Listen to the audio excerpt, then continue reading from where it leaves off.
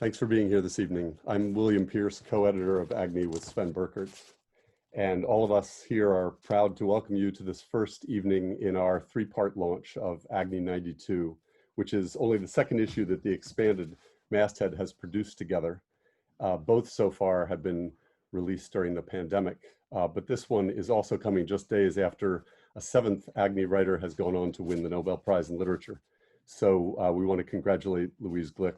We're very proud. And we focus on discovery here. In the last issue and the issue before that, both of them, we published high school students because they wrote such compelling work. But we focus on community also. And as part of that, we're excited to have you here with us for what I know will be a fascinating night.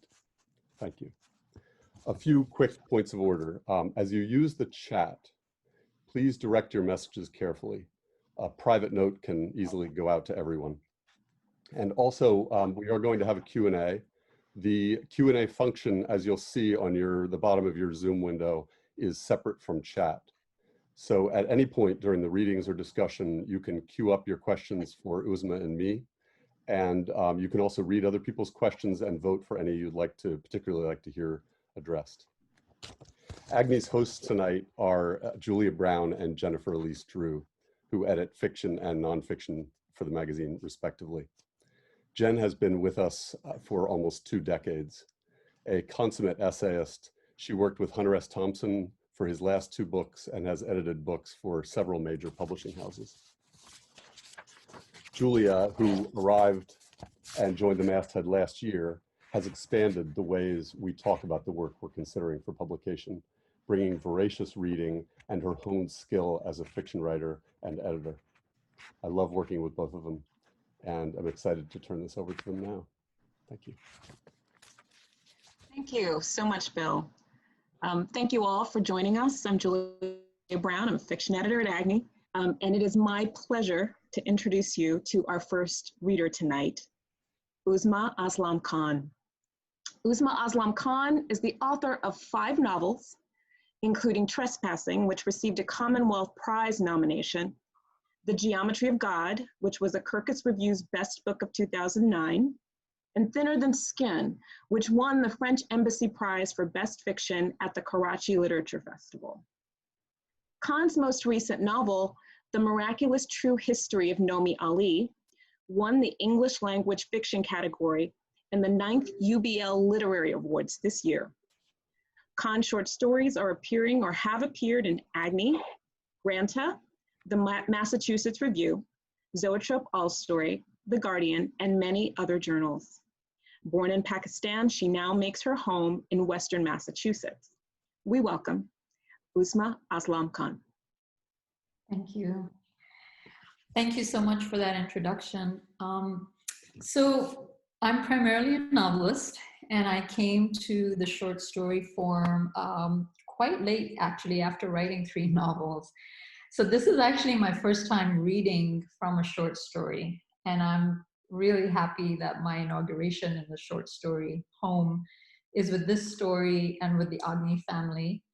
So thank you to Julia and Jen for hosting this event, and to Bill and everyone else who worked so hard to organize these launch events. To My Tran for being here as well from Hanoi, waking up early, and to you all for being here.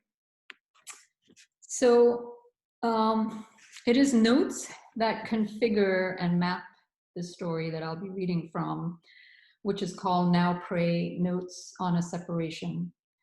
And I'm going to play with the sequence of the notes by reading 2 short parts that aren't chronological in the story. So this is Now Pray, Notes on a Separation. If it would make a difference, I'd write to you. Say things you could half ignore. For instance, Mount Holyoke isn't a tall mountain by Pakistani standards, nor is it particularly foreboding. Its face is soft and round as snowflakes glance its cheek outside my window, becoming tomorrow's snow. I watch in the same patient way that I wait for news of whether 7,000 miles away you will live. Or I'd say, yes, it still snows in April. And did you know that in neighboring Vermont, a man once tried to catch and draw snowflakes? He held his breath, but the snow kept melting. He got himself a camera and a microscope and, for the next 46 years, captured snow. That's a long time to lock yourself down. More than enough to see that no two crystals are alike. But his isolation isn't really why I'm telling you. What moves me is his sublime devotion to a single pursuit. That he gave himself to something so ordinary and transient is a beautiful thing. If a life has no pursuit, that frightens me. It frightens me more than the pandemic that keeps me here and you there. I have a pursuit. I've told you, but you won't remember that I work with women from displaced immigrant families. It's been 20 years and I could continue for another 20, if I live. Some of them say the lockdown's nothing compared to previous uncertainties they've endured. For others, being quarantined with family members corrodes the progress they've been making. It doesn't take long enough. I think about safety and how blessed I am to have it now. It hasn't been easy to admit that I didn't always. I think too of dying in the United States without a single family member to say a prayer. Will I become a body in a refrigerated truck? I think of places closed off, people trapped, orphanages, women's shelters, mental health facilities. Are you safe in Karachi? Have you been tested? Well, this not letter seems to be happening in real time.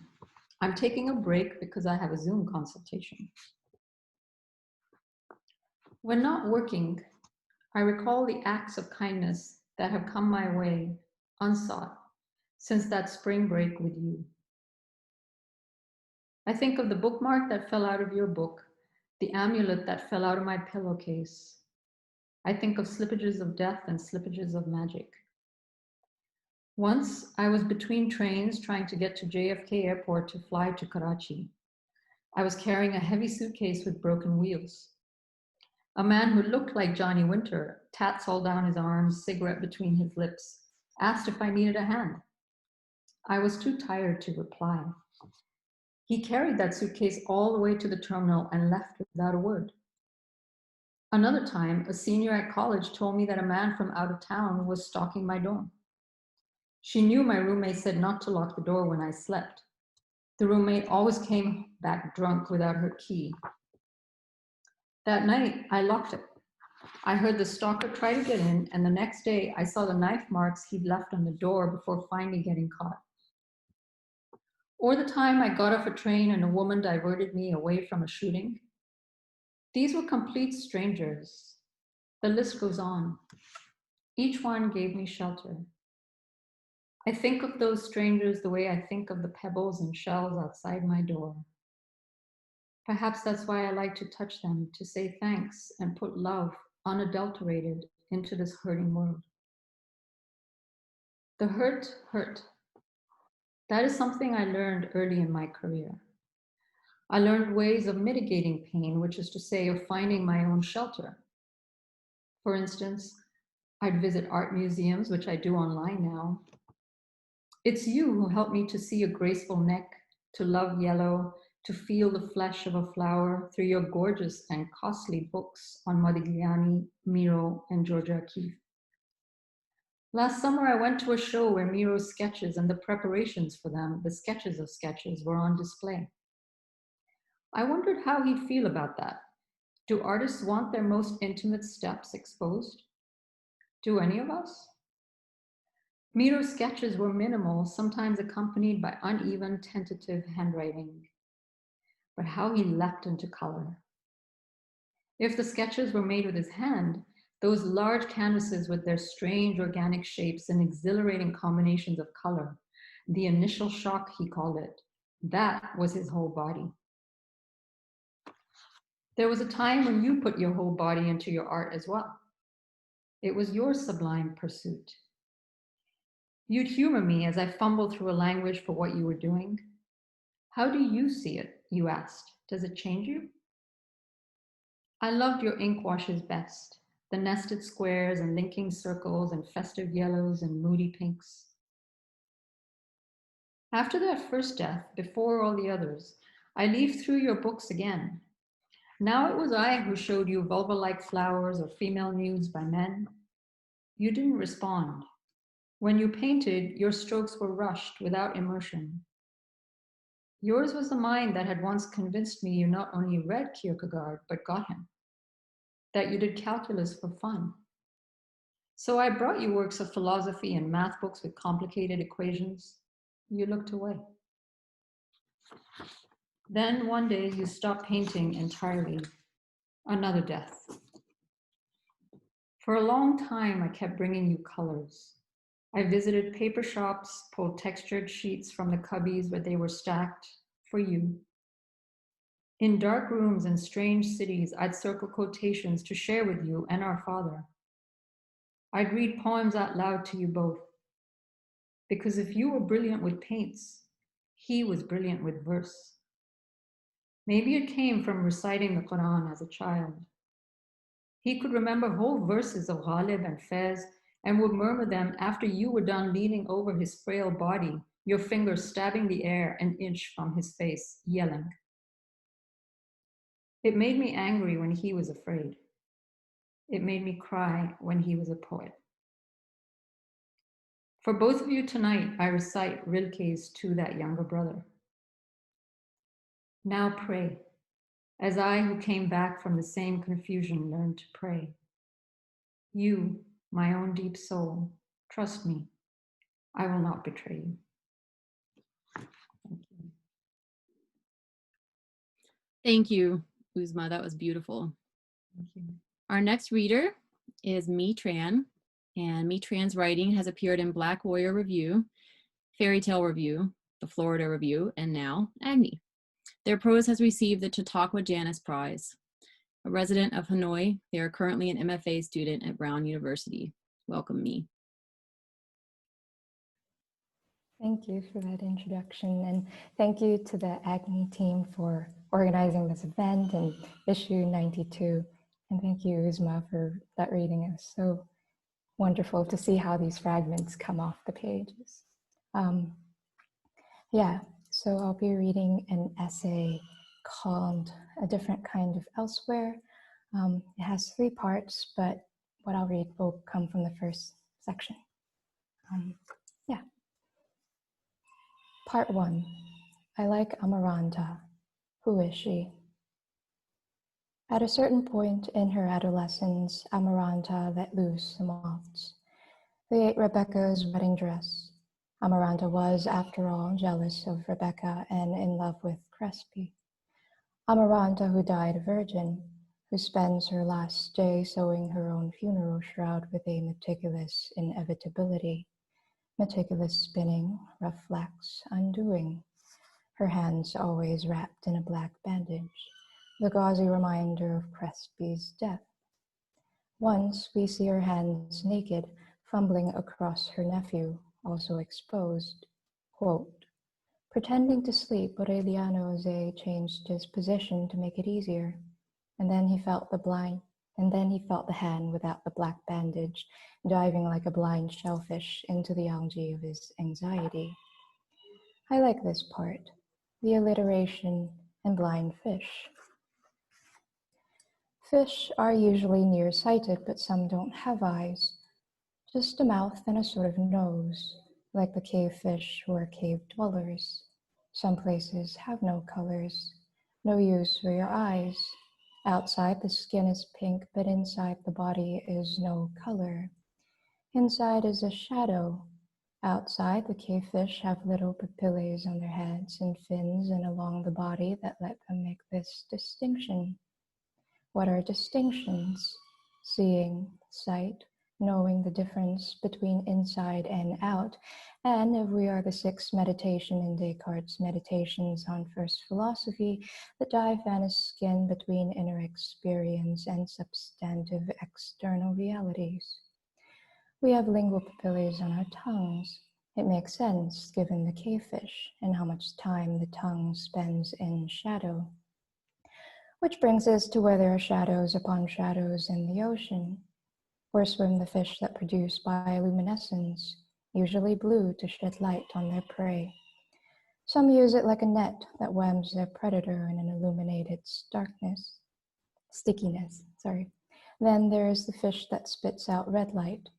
This is unusual. Those who are preyed upon, being blind to the red wavelength, will likely swim upward and jolly in an illuminated darkness. Their own darkness, really. I don't have a problem with the dark. It is the walking out into murky waters that I do not like, mostly for fear of sea urchins. They have lances and pincers for this and that, grasping, folding, venom, cleaning. They don't have eyes, so I guess you could say sea urchins inhabit a kind of darkness, and spending so much time there, they are quite good at it, may even translate the various darkening of their milieu into an inner experience, like fear. Sea urchins have little tubes all around their body like little feet, but also like little seeing things, little seeing feet. They're essentially a compound of eye that blinks under any sign of shadow. Their quills rise at the moment of darkening, under the dark passing of cloud or predator or ship. Distant compresses in the world of the sea urchin. Cloud as likely a threat as a parrotfish. Where fear, fish, and shadow meet, there is a kind of seeing. They make a room with 3 corners, each painfully aware of the other, as a cockeyed squid keeps its eyes on 2 places at once, or as Aureliano knows what Amaranta had known, and what they both know in that darkness, achingly. Before the precise moment when Aureliano recognized Amaranta's hand on his body, he had, quote, awoke with the feeling that he could not breathe, end quote. The preemptive feeling that anticipates his anxiety, that which sees itself from one end of the room to the other.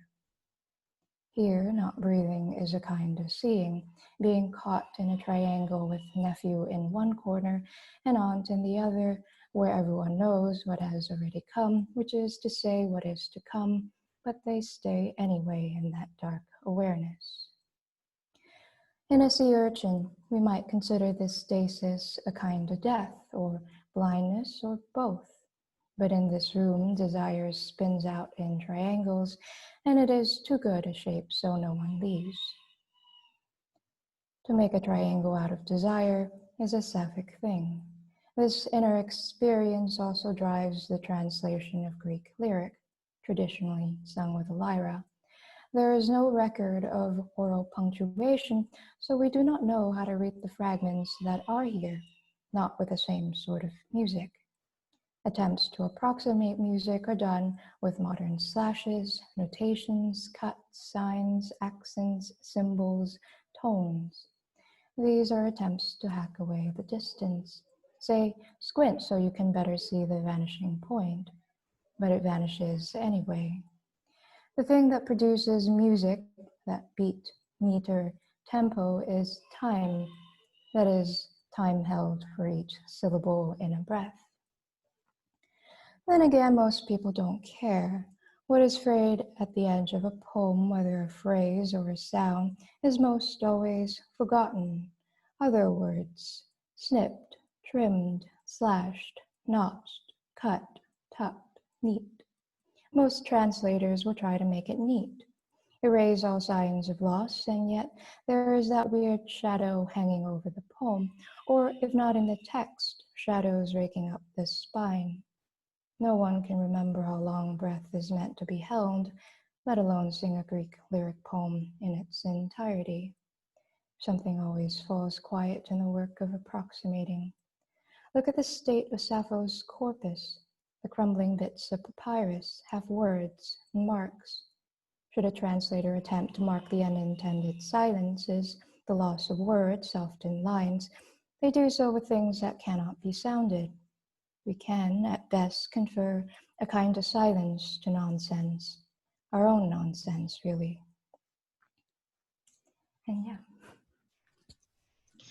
Thank you so much, Mi. Thank you, Uzma, to both of you for those fantastic readings. Mi, there's so much of that last line encapsulates the present moment, right? And so it might be good place to open up our discussion thinking about the present moment. How are you in this present moment? And since we're here tonight talking about writers and writing, what are you thinking about how we respond as writers in this moment and to this moment? Yeah, that's a great question. So I'm in Hanoi right now, so things are a little bit different from how they were when I was in the US, but things have not at all resumed to a complete normalcy. And a big part of me is still in Providence with my friends. So doing the best as that I can in the moment, but yeah, still missing a big chunk of what my life was. But returning to your question about how to respond as a writer during and to this moment, I think for myself, what was most challenging was having to find a reason to write, because against everything else that's happening, writing just felt very futile. It didn't have the weight that I needed to, I think, work with such incomprehensible things, like when numbers would reach hundreds of millions and hundreds of thousands. But I think what got me through, or is getting me through, I'm not sure if I've gotten over that hurdle, is returning to texts that I've really loved, and texts that kind of mirror the sense of the moment. W.G. Zabels has been incredibly helpful for myself. And yeah, and just returning to this place of comfort gives me the sense that words can change the world, and then they do matter.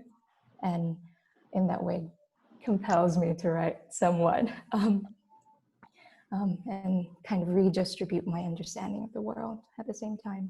But perhaps I'm not the greatest to offer advice about writing to this moment. I think Uzma might have a better answer for that. What do you think, Uzma? The first question, how are you in this moment? I think, for me, fall is already a difficult season. I like the warmth, I like the sunshine. So when the days get short, my body already starts to retreat from the cold and the dark. But I think that has been more so this year because the lockdown has meant that, I didn't get out much in the warmer months. So there is that, but as we were talking earlier, it is interesting that there have been more sort of interest in reading, more Zoom events, there have been more book launches and sort of just, I don't know, I've been doing quite a few in Pakistan, and that has been helping me to feel connected with my family over there, and just with new readers. So that has helped, and then just trying to focus on other little things, like the fall here in Western Mass is really quite spectacular right now. And also just, I love birds, and I'm a bird watcher. So as the birds are migrating south, I'm getting to watch them, especially the warblers. There's been a lot of yellow-rumped warblers around, so I've been watching them. But yeah, in terms of how to respond, it's an interesting question, because the story that I'm sharing is a response to many moments, including this one. And that's really a first for me. Writing to a moment as I'm in it, it's not something I've ever done before. Normally, I sort of write toward a moment that I'm in, but I tend to not focus on the present as much, because it can seem almost too close or too loud, and you get distracted by everything that everybody else is already saying about it. And as writers, we want to say what isn't in the news. So we don't want to be, to write in response to that noise. And yet I felt like I wasn't writing in response to that noise this time. And I'm not sure why, and it may be, the answers may emerge through some other questions. But I think one is that I've never experienced a global pandemic before, not of this scale. And so it's a first for all of us. And the pandemic has meant sort of removing yourself. It's meant confinement, and the piece is about many things, but it is also about confinement. So maybe it just felt like the right moment to explore it. Yeah. There's also so much beauty in your piece as you're writing about grief and loss, and the same for you, Me. This sort of inability to stay with the loss and longing. We keep getting pulled back to the beauty. I think of your mother's yellow dress, Uzma, in your piece. My, there's so many parts of your essay that have, I mean, the whale, which you didn't get to read about, but our readers will hopefully read when they receive the issue. And all of this conversation is making me think of what our editor, Sven Burkerts, wrote in the introduction to this issue, which is mainly for him about how, as a writer and reader, he's lost the ability to read fiction because he's lost his own sense of stability against which he can project other realities. And for me, that feels really relevant to both of your pieces, because however much they reflect instability and loss and longing, they're also just so pulled toward beauty. And I wonder if this is something that is part of what drives the writer, this insistence on beauty, or the ability to see beauty in between pain and hardship. Does that resonate for either of you? Yeah, I think, you know, the moments, so there are moments in the story when, yeah, you know, the narrator is reconnecting with a friend from college, Ian. There's a kind of romantic interest brewing. But I think even before that, she allowed herself to occupy, to sort of, yeah, to occupy moments where she was just sort of in this world, where small things were beautiful, and she allowed herself to enjoy it and to relish it. So, you know, she looks at art online, she touches the pebbles and stones.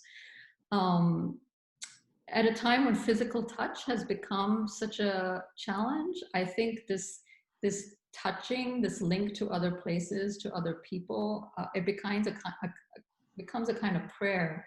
And but I think that with Ian, though touch is not possible, not only because they're not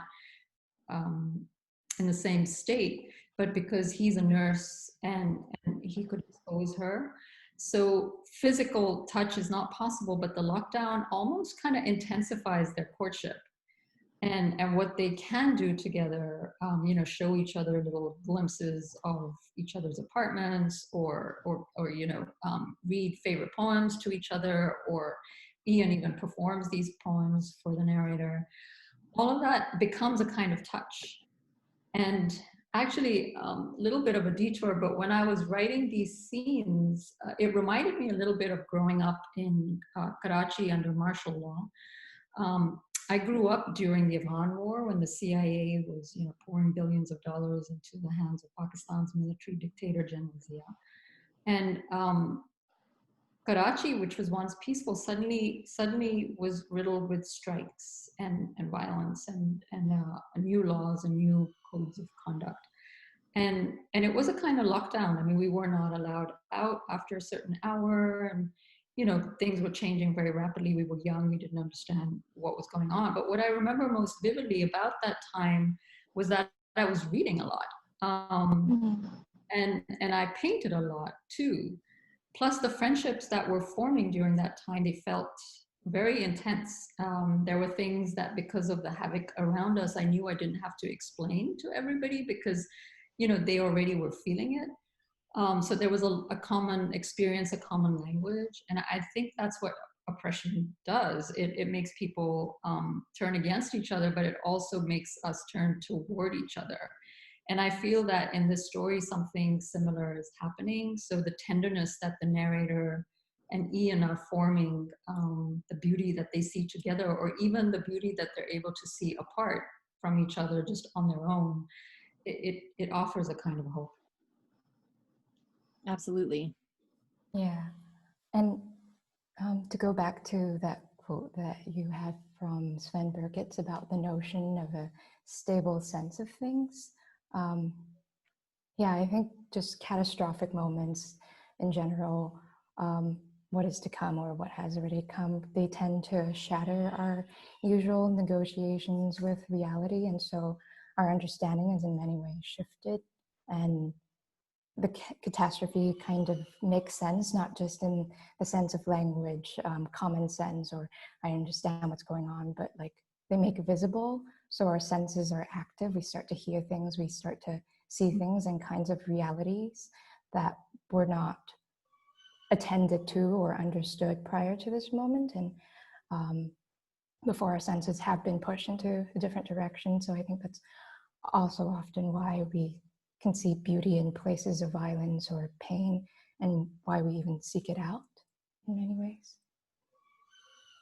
Wow, yes. One thing I really appreciate about both your pieces is that they both make space for and keep space for a kind of complexity. This must specifically about your story.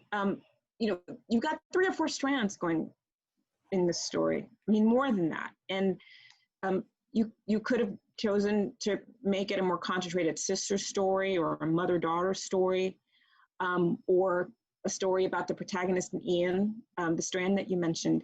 And I so love the fact that your story is about all those things. And so can you tell us a little bit about the composition of the story and the choices that you made to sort of resist a simplification? Yeah.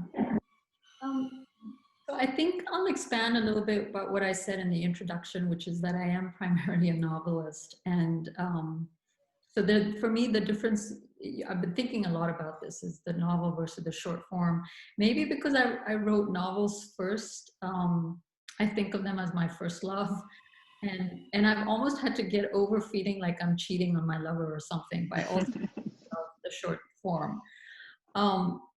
But one thing is that a short story must end, while a chapter, it urges you to turn the page. And I think there was some of that hesitation for me in exploring the short story form. But as I was writing this one, I was thinking that one of the differences, it's physical and it's also psychological. So, for instance, I don't like socks. It's one reason I don't do well in cold weather. I'm a free-range writer who likes her feet to be unrestricted. So for similar reasons, I also don't like to tuck in the sheets in my bed. And one of the first things I do in a hotel room is free the sheets. But a short story must tuck in the sheets, right? It's an enclosed, confined space. Yeah. So that works for this story, like I said earlier, because it is about confinement, among other things. And it's during our present day lockdown, but it's also about a family in a lockdown from before the pandemic. And it's about other things you mentioned, but I think all of them are interconnected, and one storyline can't really exist without the other. I read out loud the part where the narrator is recalling a Miro exhibit, and later in the story, she also talks about Miro's lapidary, the book about the magical property of stones, which he has scribbles and scrawls that she recalls as constellation-like and a kind of astrological map. So the white space around the scribbles and scrawls, the narrator understands as kind of signifying a vital emptiness. And I didn't really understand the significance of the structure, that the question you asked me, the composition. I didn't really understand why it was being written in this fragmented way till I came to that part in the story when the narrator talks about the lapidary. And then I realized that the spaces between the storylines are kind of allowing her to be in some sort of motion, even in lockdown, and that the space becomes its own language. So the space kind of opens up a complexity, and then the complexity in return kind of opens up the space. That's a perfect lead-in to talk about Me's essay, which I feel inhabits a similar place of movement between 3 very different subjects. I mean, you've managed to weave together Gabriel Garcia Marquez, specifically Amaranta, and then you write about J35 the whale, who a lot of people will have read about, I assume by now, but you didn't get to read about tonight, and then also Sappho. So, and there's also that part that you read about the 3 corners of a room, or the room with three quarters. So I wanted to ask you, how did you come to put Sappho, J35, and Amaranta in a room together? Yeah, thank you for this question. So with Amaranta, I had been in love with her for a long time. She's just such a peculiar character. She's so strict, and like many of the other characters in this story, kind of make decisions in ways that are unexplained, and sometimes they're a little bit unexpected or strange, which I think creates a sort of silence throughout the story that while the novel is really rich and utterly lyrical, it kind of has this sense of solitude and sadness that permeates throughout because of these unexplained moments. But back to your question. So I had been thinking about Amaranta for a long time. I wanted to write an essay on her sewing her own funeral shroud after she was visited by death. And then at the time I had been in a class on ancient Greek poetry and another one on animal studies. So J35 with her lost calf and Sappho with her lost poem kind of just naturally entered the text. And I really like to write with coincidences and fate and see how relations arise when they come to, my readings. So I think a lot of it had to do with timing, why these things came together. I mean, that's the beauty of an essay, that it can capture that serendipity and also your wide-ranging curiosity. Yeah, definitely. So me, I have to tell you, I also love Amaranta because of this essay.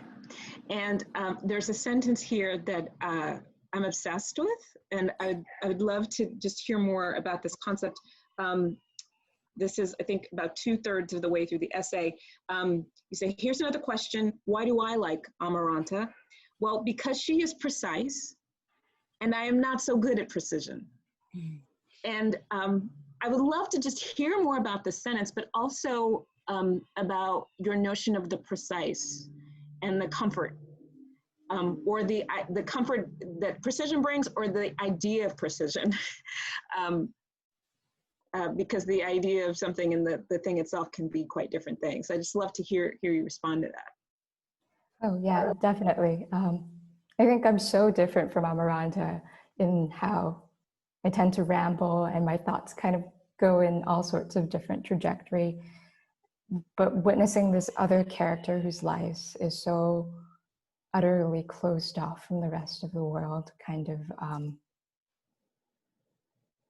gave a sense of precision that I think I crave sometimes in my own writing, and I want to have in my own writing, and have not been able to achieve, so to speak.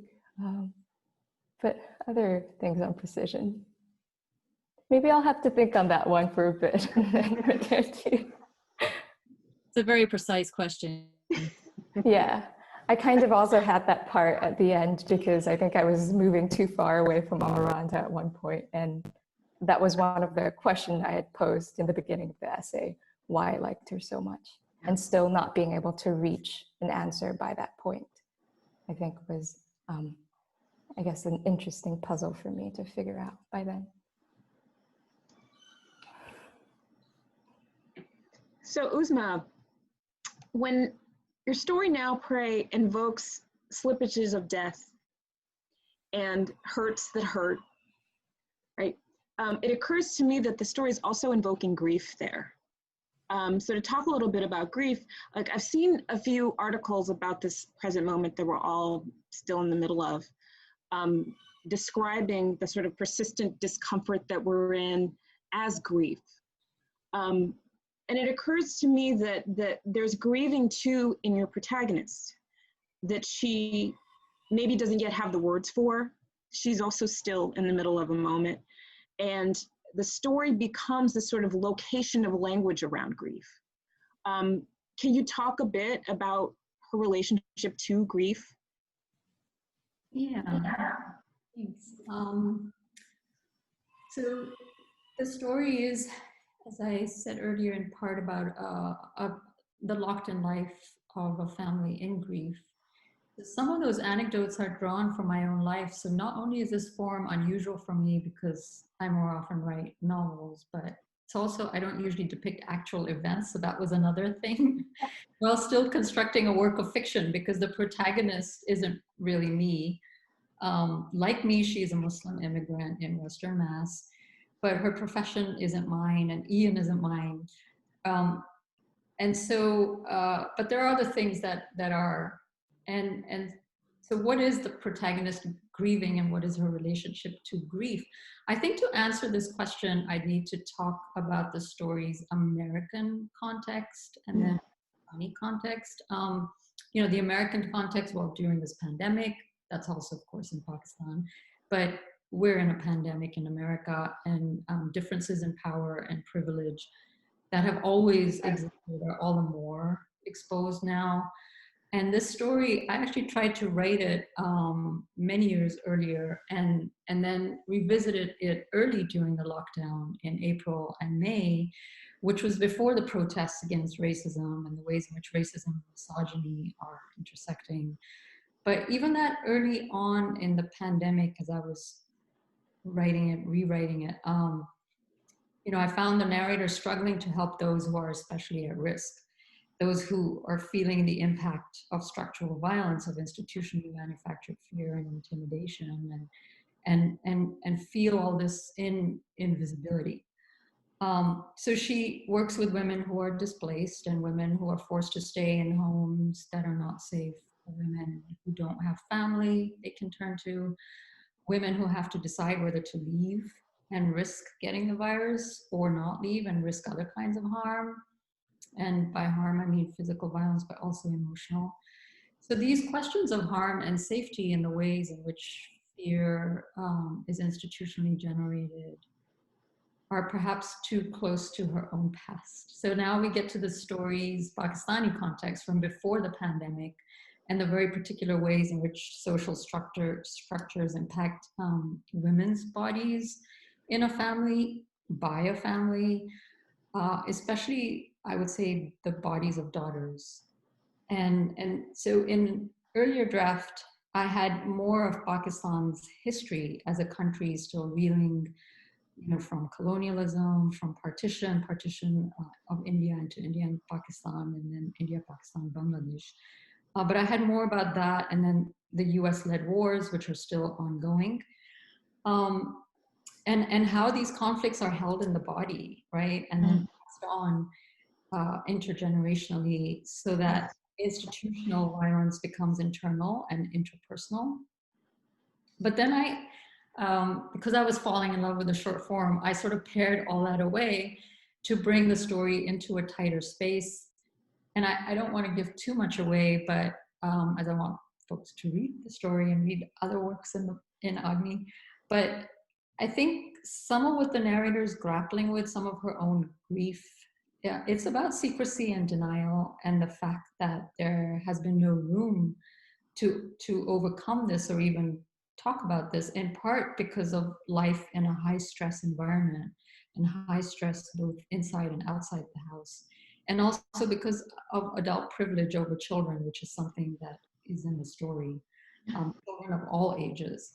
And in many South Asian families, not all, but in many South Asian families, I feel that it is, this privilege is for mothers in particular often the only one. That's such an interesting notion of grief being passed down through generations, and the not so much grief, but the trauma that's experienced by older generations. And I remember there was a study about this with mice that spelled cinnamon, and they had introduced generations before that pain with the cinnamon, so that when baby mice 3 generations later would smell cinnamon, they would become afraid and run away. And, you know, I think that's something that we know now as humans we can carry in our blood, is the sense of our ancestors, whatever it was. I mean, I think that's something that has always fascinated me as a reader, but I regret not being able to read that portion of your story, because maybe you can use it somewhere else. It sounds really interesting. As long as we're talking about grief, we might as well spin to me for a second and talk about J35, the whale, who does occupy a good third of the essay. And if you don't know anything about J35, She carried her dead calf on her rostrum for 17 days across the ocean. And near the end of your essay, Me, you write that after J35 lets her whale drop from her rostrum, the calf begins to break apart. In the giant bowl of fish soup, there is a hodgepodge of tiny, sad things that do not stop swimming. Their ongoingness has a name. It's called residence time. 260 million years just for sodium to circle out. And that line has really stuck with me, and I feel like that description is pretty apt, that residence time for loss is so much longer than our lifetime. And of course, you know, this sense of loss is echoed in Sappho's fragments and all the silences represented in the translations of her work. So I don't really have a question there, except to say there's a lot of great echo there with how we carry grief, how we represent grief in our writing. Do you have anything you want to add to that? Yeah, I really appreciate that you brought up the quote or the number of 260 million years when it comes to sodium circling out of the ocean. There's something so moving about that number, not only because it conjures up so many different narratives of loss, especially with how salty the ocean is, the loss of lives of people, of fish, of whales, but also because of how it feels to stand against such an unimaginable duration. And I think in the same way that the scale of the global climate crisis or the global pandemic can paralyze us, it is also part of the writer's work to, I think, keep these things alive in some way. But I think it's helpful to always also look in the small places. For example, in the whale that's J35, or in Amaranta, who would always wrap her hand in black bandages. I think when we look to small examples, a different universe kind of opens up. And so the duration of 260 million years kind of opens up through these smaller narratives. An example that I've been fascinated with is how our phones are just so smooth and they hide so much history. But when we start to consider the kind of particulates in it, we can start to think about the minerals that's been extracted from the earth to bring it to our hands, or the laboring hands that's molded this piece. And yeah, so everything kind of carries a lot of weight, a lot of time in itself. And I think it's just helpful to look in small places if we're paralyzed by the enormity of grief work. Wow. Very beautifully said.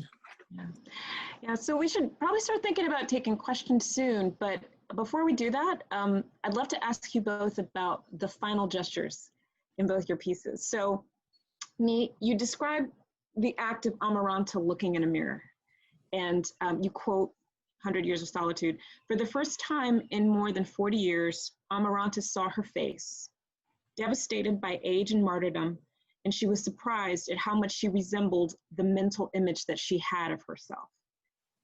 And you go on to say, this is, as Anne Carson says in a different text, the opposite of blindness. But then your essay reads, I don't think seeing is the right word either. So I'm curious to know that surprise, Amaranta's surprise, that self-recognition, it reads to me as a healing act, as something that's almost like an antidote to something. And I'd love to hear more from you what that act of self-recognition means. Yeah, that's a great question. So maybe I'll bring in another example from the text. There's this little translation that I quote from Anne Carson's If Not Winter, of her, I think, a translation of Sappho's 24D poem. And it reads as, I think, maybe 6 or 7 lines of bracket. And then there's just this one small line that says, in a thin voice. And what is so fascinating about this moment is that her brackets, they never come in pair. And so they kind of spill over, and the silence of a bracket is allowed to spill over into this space. And she kind of blurs the dichotomy between inside a bracket and outside of it. And in the same way, Amaranta, I think when she looks at herself in the mirror, there is a sudden recognition of a relation to the self, because throughout her whole life, she's been hiding herself or covering herself literally with fabrics, bandages on her hands, or she was sewing her own funeral shroud, anticipating her own burial. And so there's this constant sense of a need to hide or to cover up. But in this final moment, just before her death, we get a glimpse of seeing her entirely exposed to herself. So I think, as you said, it's a kind of antidote, her looking at herself, making sense of what has happened. And I think it could potentially apply to this pandemic as well, that hopefully one day in the future we can cast our vision backward and get some sort of relation to ourselves in this moment, which I think can be a little difficult while we're in the midst of it. Yeah, excellent. Similarly, Uzma, at the end of your story, so the portion that you read the beginning, the story begins with the protagonist directly addressing her sister, but it ends with a phone call, an actual phone call, dialogue between the two sisters. And there is a tonal shift there. And so I'd love to hear more about your decision to end the piece with this moment between the sisters, and what made you decide to rest the story there at that point. Yeah. Endings are always tricky.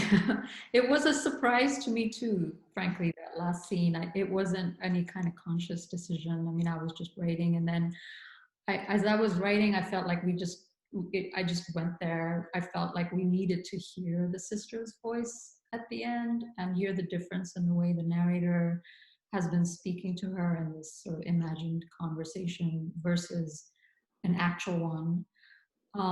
And I feel that the moment, maybe it appeared because of those spaces between the storylines that we were talking about earlier. And they sort of allowed the constellations to touch and just to find a natural resting place. I mean, when I got there, it was clear to me that was the resting point. So. What I love so much about that too is the fact that it's still, even then, the sister hardly says anything. So most of her responses are just silence. And there's so much there that really encapsulates, I think, the story, the ways that we see her and we see our narrator. I love that in particular about that final conversation. We didn't get that satisfaction that we wanted, and that was a very pointed part of the story to hear from her. Shall we turn it over to our other nonfiction editor, Shuchi Saraswat? Here she is. Yeah. With all these questions. Welcome, Shuchi. Hi everyone. Hi everyone out there. I'm one of the nonfiction editors at AGNI, and I'm going to be moderating the audience Q&A. So I think a couple people have already entered some questions in below, but just there's a Q&A box down there, and if you want to enter in your questions there, that would be great. First, I just want to thank you all for this wonderful conversation. And getting to hear you guys. I was missing the applause, like that. I wanted to somehow get that sound across, because it was just so wonderful to hear you both read. And I think that feedback, I kind of miss that feedback that we get when we're all together in a hall or something. But anyway, thank you all for that. So I want to start with a question that I had, kind of in this time we're in, I have a whole new orientation to time, and I think many people do. Time just feels so different. And so as a writer, you guys presumably started this before the pandemic, but I don't know. When did you start this? And then having to work on it during these weeks and months and revise it and edit it again, how did sort of that time come into play with your writing and editing process? Should I go? I'll jump in. And then, so I think I mentioned that I actually had been working on this for a long time before the pandemic, and then I basically started from scratch. There were some things that I felt were useful to me, but there were other things that were not. And so it was really because of COVID that I was able to go back into it and to re-see it and to reimagine it and to reconstruct it. The shape is different, the voice is different, and then I mean, for me, normally, you know, writing is a very slow process, but this was, even though it's a longish short story, for me, it's very short. So this didn't take that long. So like my last novel took 26 years. So this took, you know, 2 months. So that's not, to me, that was pretty quick. But I think it's because I already was living it already. And I had been carrying it with me for a very long time. And so being back in it in this very intense, concentrated way was kind of perfect. And so I began revising it very rigorously and reshaping it. And I had a few drafts before submitting it to you all. And then there was a lot of feedback, and so that continued. But overall, I would say that I didn't have as many drafts as I am used to in longer work. Yeah, I had also started this piece a long time ago. And I think it had been like maybe a year since I'd read it for the editing portion. So it was definitely strange to see some of the ways that certain themes kind of are highlighted differently in the context of the epidemic currently and the context of politics. Breath is something that's very important to this piece and now is heightened in a different way with what's happening. So I think with catastrophe, epidemic, crisis, political crisis, they reshape our understanding of the world and our understanding of ourselves in our own writing. Yeah. So time's definitely shifted how I see my own essay.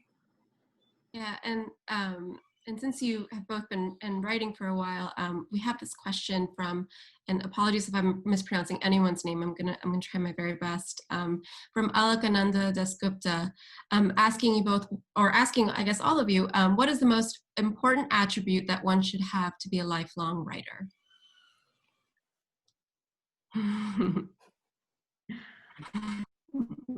Stubbornness.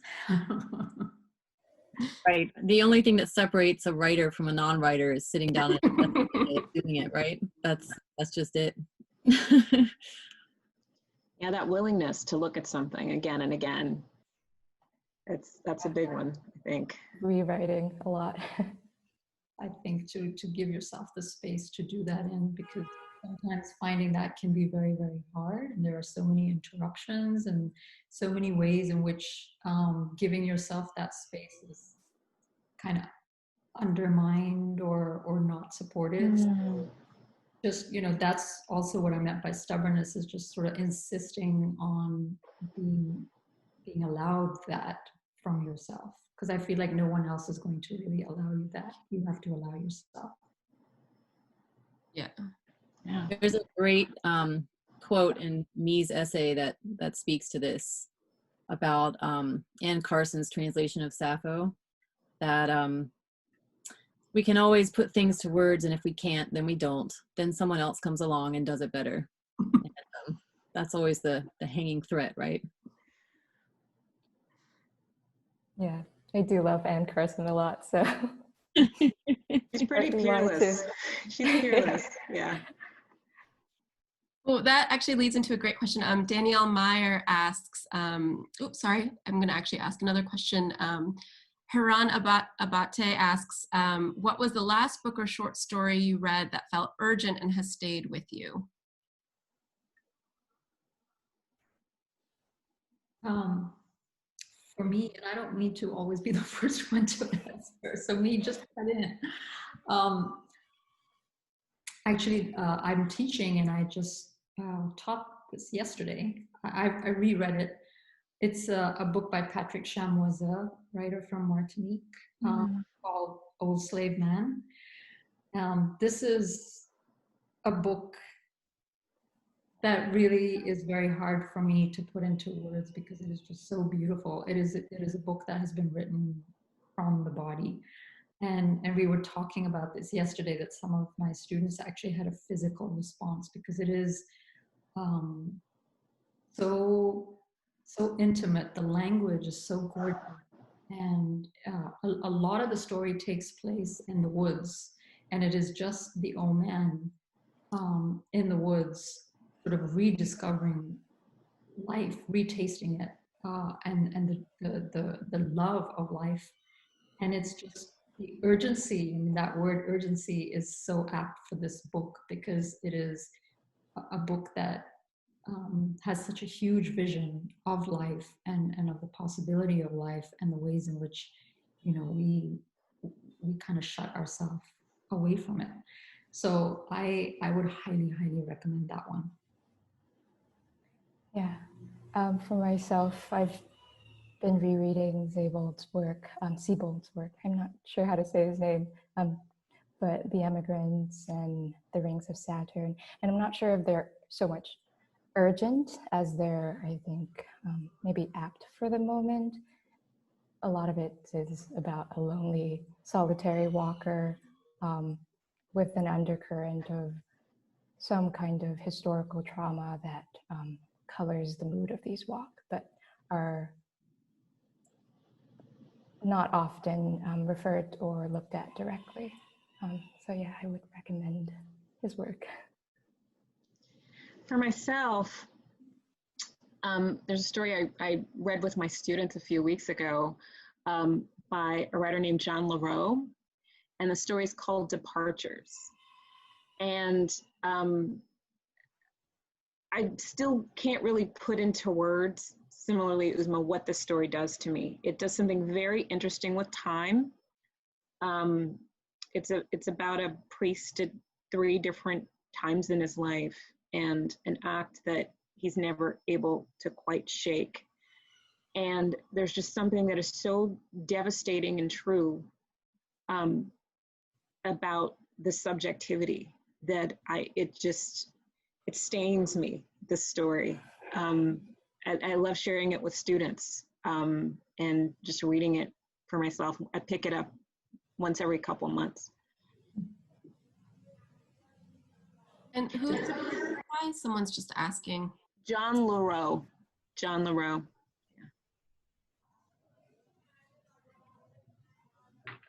Jen, do you want to add anything? Oh, sorry. I was thinking about what you said, Julia, about how the story just stains you. That's such a fantastic description. Yeah. You know, I have to be honest. I have 3 kids and they're all at home, and I have a full-time job, and I'm not reading very much besides what I edit, which is in itself a pleasure. So I can't really speak to much. I've been listening to a lot of books on tape with my kids, which don't really merit mentioning here. This is actually for me, and it's about reading. So Vince Pissarro asks, listening to your take on Cuen Anos, I wondered if you'd read Juan Rulfo's Pedro Páramo, which Gabriel Garcia Marquez cited as inspiration for him and his whole generation. It is even more ghost-driven than 100 Years. Ooh, I have not, but I will definitely look for it now. Could you repeat the title? Yeah, it's Pedro Páramo, P-A-R-A-M-O, and I'm sure I'm mispronouncing that. And it's by Juan Rulfo. And actually, I would love to take this as an opportunity for you to talk a little bit about the influence of 100 Years of Solitude in that essay. I mean, talk a little bit specifically about the characters, and we've talked about it a little bit more specifically, but maybe at what point did you read that book, and have you always wanted to write an essay about it, or was it really the character that you wanted to write about? Yeah, it's definitely one of the formative texts for me that really compelled me and made me want to become a writer. So I think maybe I read it in middle school, high school, around that time. And it's just been a text that I return to every couple of years, every year if I can, but I can never really get through, I think, halfway through the story when I think the father figure dies or something, or the colonel dies. That's when I kind of stop too. There are characters that Yeah, I think I am most fascinated by the characters in the story and the decisions they make and the kind of naturalness with which they carry themselves, and these seemingly strange decisions. Yeah. Uzma, this is a question for you. Abby Fript asks, do you have work out there that reflects and addresses your love of birds? And do you feel that such work now is in and of itself necessarily and automatically political? The first question, I actually do. There's a short story I wrote very recently called Plum Island, which is about a woman who works on a nature preserve on Plum Island in Massachusetts. And so that story, she primarily, she's a biologist, and she works with a couple of different species of birds on the island. So that one definitely figures birds quite prominently. I would say in terms of other stuff, not only birds, but definitely nature-centered. I think all my work has been. I think for me, you know, the separation between the human body and the non-human body, that is a very uneasy separation. So in all my fiction and all my writing, the two are very intimately connected. So in this way, is it inherently, looking for the question, but what was the last part? Is it inherently political, or what? Yeah. Do you feel that such work now is in and of itself necessarily and automatically political? I feel it, I mean, I have a lot to say just about, you know, I think writing is political, and I feel like sometimes, you know, we say that a lot, but I do mean it. I feel as soon as you make the decision to write something, you are engaging in a political act, and so and there are things, what you see, what you don't see, you know, where your lens falls, where it doesn't fall, who you're leaving out. All these are very political, either oversights or decisions. And so in writing about nature, I do feel that that is political, because it is inclusive of a world beyond the human world, and a world that cannot be separated from ours. And I do feel that, you know, environmental justice, social justice, these absolutely go together. So I guess I would say, yeah, quite emphatically, I just convinced myself, yes.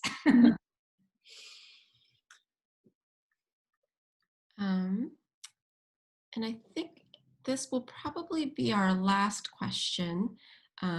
This is from Danielle Meyer.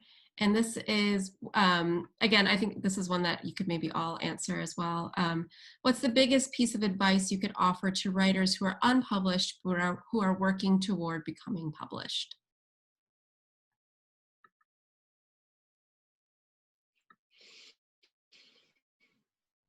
That's a great question. I read on Twitter today someone who said, what would happen if every editor considered all writing to be literature? And I think that's been on my mind as an editor today. And I think that, you know, we sometimes, when we work at universities and with university presses, forget about other kinds of writing in the world. And it's part of what I love about the form of the essay, which is the kind of writing I gravitate toward most now, is that it does encompass so many different ways of seeing and thinking and feeling and writing. And as an editor at AGNI, I can say that my favorite thing is coming across writing that's very different from anything I've read before. And I think that we're constantly looking for, as writers, editors everywhere, new perspectives, new voices.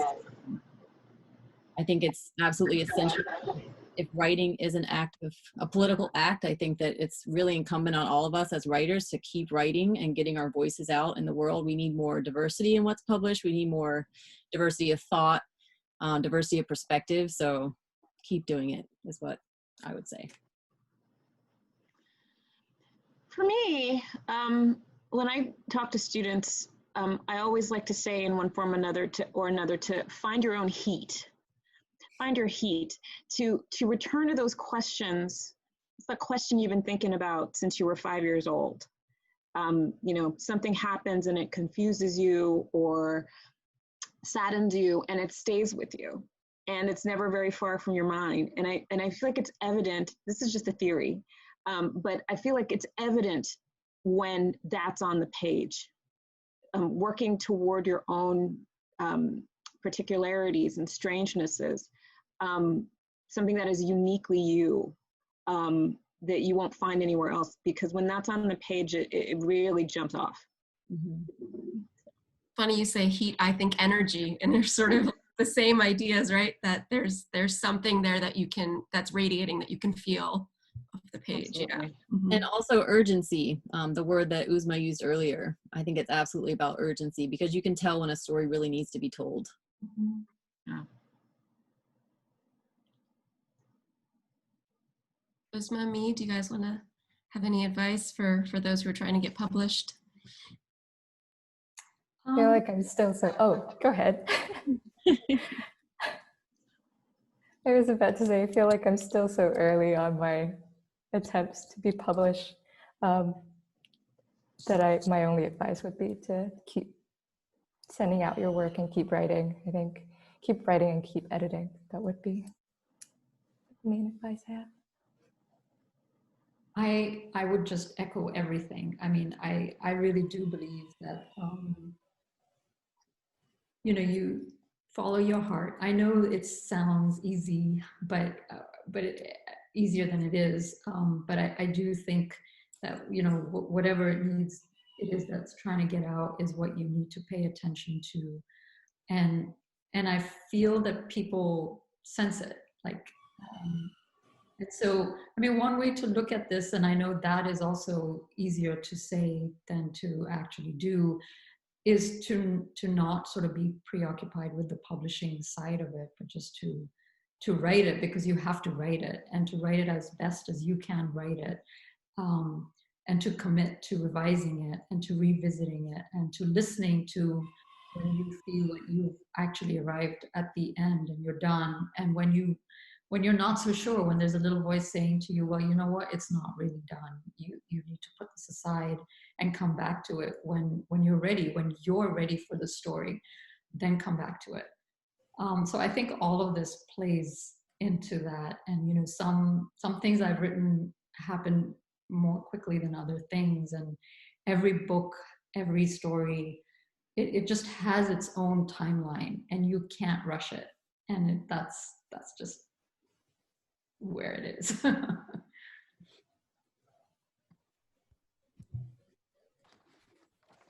Thank you, everybody. Uzma and Me, wonderful. Me, that you are up so early for us is really amazing.